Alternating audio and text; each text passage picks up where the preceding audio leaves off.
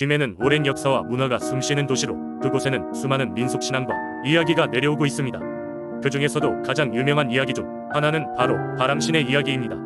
이 이야기는 오랜 세월 동안 김해 지역에서 전해 내려오는 전설로 바람이 가진 신비로운 힘과 그것이 인간, 세계에 끼치는 영향을 중심으로 전개됩니다. 옛날 옛적 김해의 산골 마을에는 특별한 능력을 지닌 한 소녀가 살고 있었습니다. 그녀의 이름은 바람이었는데 이는 그녀가 태어난 날 새찬 바람이 불었기 때문입니다. 바람이는 어릴 때부터 남다른 능력을 보여주었는데 그녀가 기분이 좋으면 언제나 부드러운 미풍이 불었고 기분이 나쁘면 격렬한 돌풍이 마을을 가로지르곤 했습니다. 마을 사람들은 처음에는 그 사실을 무서워했지만 시간이 흐르면서 바람이 이 능력을 인정하게 되었습니다.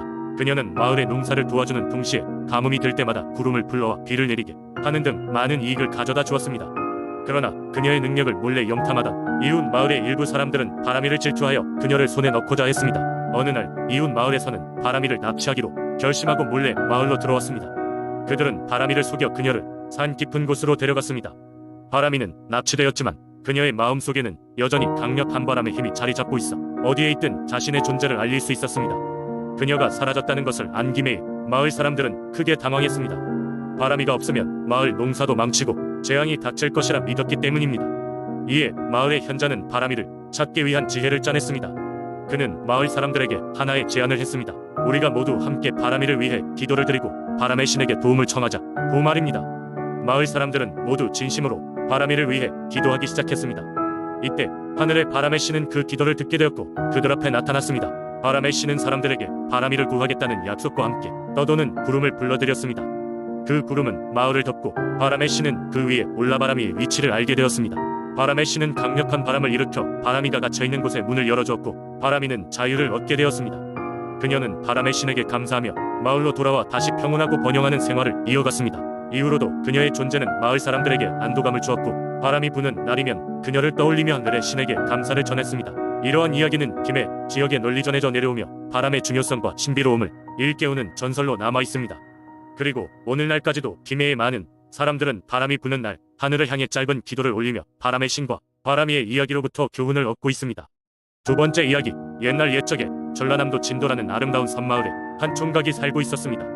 이 총각은 매일 바다에 나가 물고기를 잡고 농사를 짓는 평범한 삶을 살아가고 있었으나 그의 마음속에는 항상 외로움이 자리 잡고 있었습니다. 마을은 작고 사람들도 많지 않아 친구를 사귀기 어려웠던 것입니다. 어느 날 총각은 늘 그렇듯이 바닷가로 나가 그물을 던지며 물고기를 잡고 있었습니다. 하지만 그날따라 물고기 한 마리도 잡히지 않았고 실망한 총각은 그만 해변에 앉아 한숨을 쉬었습니다. 그 순간 멀리서 학 한 마리가 날아와 그의 곁에 앉았습니다. 깜짝 놀란 총각은 조용히 학을 바라보았지만 학은 전혀 겁내지 않고 그에게 다가와 부리로 그의 못섭을 물더니 자리를 뜨지 않았습니다. 총각은 처음 보는 모습에 신기해하며 학에게 다가가 조심스럽게 말을 걸었습니다. 너는 어디에서 왔느냐? 왜 내 옆에 있는 거냐? 하지만 당연히 학은 대답을 할 수 없습니다.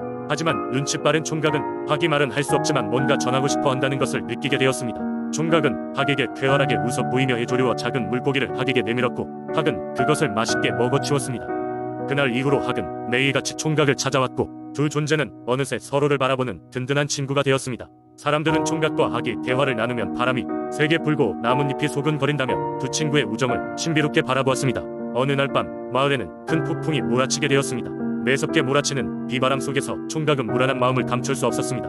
어둠 속에서 그는 혼자 사는 외로운 처지를 깊이 느꼈고 그제야 그는 학이 머릿속에 떠올랐습니다. 학은 지금 어디에 있을까? 이 폭풍을 무사히 지나고 있을까? 그는 학이 걱정되어 방을 나와 해변으로 뛰어나갔습니다. 폭풍 후 쏟아지는 해변에서 등불을 들고 학이 이름을 부르며 찾던 총각은 마침내 어두운 구석에서 떨고 있는 학을 발견하게 되었습니다. 그는 자신의 몸을 덮고 있던 외투를 벗어 학을 소중히 감싸 안고는 급히 집으로 돌아갔습니다. 다음날 아침 폭풍이 지나고 하늘이 다시 맑아졌을 때 학은 자리를 털고 멀리서 총각을 바라보았습니다. 그 순간 총각은 학이 단순한 동물이 아니라 마을과 자연의 신비로운 존재라는 것을 깨달았습니다. 학은 사람들이 알지 못하는 신령한 힘을 가진 존재였으며 총각에게는 특별히 찾아와 진정한 우정을 나눠준 친구였던 것입니다. 그날 이후로 총각과 학의 이야기는 세월이 흘러도 진도 마을 사람들 사이에서 전해 내려오며 학과 총각은 신령한 존재로 여겨져 마을의 안녕과 평화를 지켜주는 수호신으로 존경받게 되었습니다. 그렇게 이들은 서로에게 특별한 친구로 남아있었고 두 존재의 우정은 사람들의 마음속에 깊이 자리 잡게 되었습니다. 세 번째 이야기, 옛날 옛적 산 좋고 물 맑은 작은 마을에 일찍이 또박이 라는 이름의 노인이 살고 있었다. 마을 사람들에게 존경받았던 그는 항상 젊음을 유지하고 싶어 했고 그 열망은 그의 삶의 중심이었다. 도박이는 자기만의 젊음을 유지하는 비법이 있다고 떠들곤 했다. 그는 매일 새벽 해가 뜨기 전 마을 뒤에 있는 신령한 산으로 오르곤 했다. 이 산은 그 어떤 두려움도 사라지게 한다고 알려져 있었고, 전설에 따르면 그곳에는 젊음의 샘이 숨겨져 있었다. 어느 날 도박이는 마을 사람들에게 다음과 같은 이야기를 들려주었다. 몇 년 전 나 역시 이웃의 전고 무릎이 아프지 않은 시절을 부러워하면서 산으로 향했지. 어느 높고 깊은 곳에서 나는 빛나는 연못을 발견했고, 그 물은 달빛에 매끈하고 은광처럼 반짝였네. 연못가에서는 작은 여우가 나를 쳐다보고 있었고, 마치 인도하듯 나에게 다가왔다네. 그 순간 여우는 인간의 목소리로 이 물을 마신 자는 그 무엇과도 바꿀 수 없는 젊음을 얻으리라 라고 말했지. 그 뒤로 나는 매일매일 산에 올라가 그 물을 조금씩 맛보았고, 오늘날의 나가 되었다네. 하지만 누구도 그의 말을 완전히 믿지 않았고, 그저 도박이의 이야기를 허풍으로 여기거나 노인의 기상천외한 상상력이라고 생각했다. 마을의 청년들은 대도시로 떠나며 남은 노인들은 한탄하지만 도박이는 여전히 사람들에게 자신과 함께 산을 오르는 것을 권했다. 그러던 어느 날 며칠째 모습을 보이지 않던 도박이를 걱정하던 마을 사람들이 산을 수색하러 나섰다. 그들은 신령한 산의 깊은 곳에서 도박이의 흔적을 발견했지만 젊음을 유지할 수 있는 물은 그 어디에도 존재하지 않았다.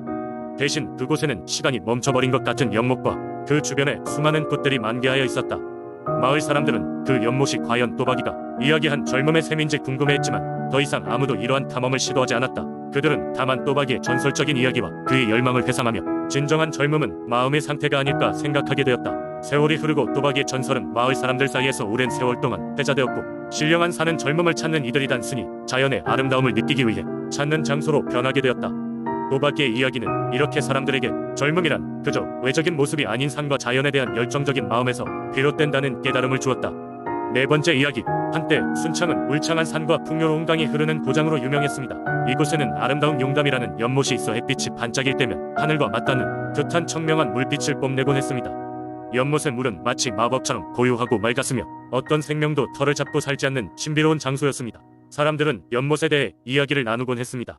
왜냐하면 그 연못에는 비극적인 사랑 이야기가 숨어 있었기 때문입니다. 옛날 옛적 이 마을에는 아름다운 처녀 솔비와 그녀를 짝사랑하던 용맹한 청년 준수가 살고 있었습니다. 솔비는 마치 봄의 벚꽃처럼 고운 미모를 자랑했으며 그녀의 밝은 웃음은 사람들로 하여금 희망과 행복을 느끼게 했습니다.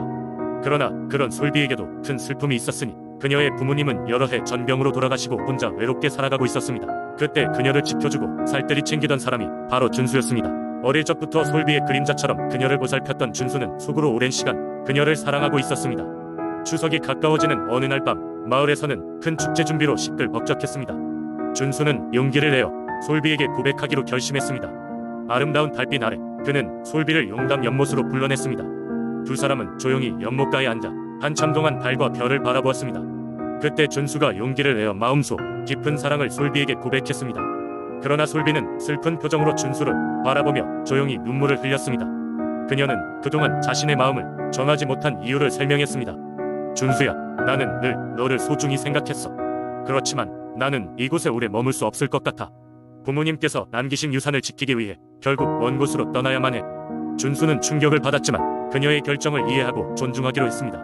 두 사람은 더 많은 시간을 함께 나누지 못할 운명이었습니다.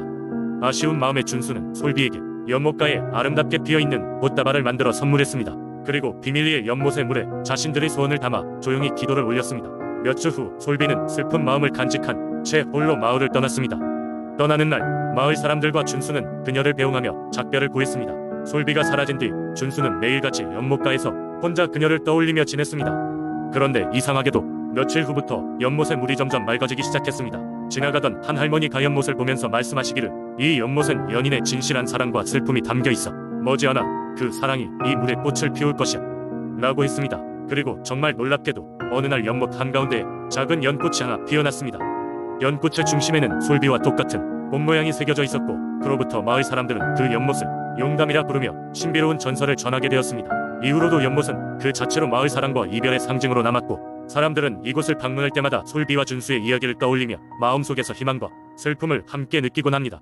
사람들은 이 연못에서 사랑하는 이를 위해 소원을 빌기도 했으며 서로의 사랑을 시험하기도 했습니다. 방문한 이들이 물을 바라보는 순간에는 과거의 아름다움과 그리움이 조용히 그들 곁에 서려있는 듯한 느낌을 받곤 했습니다.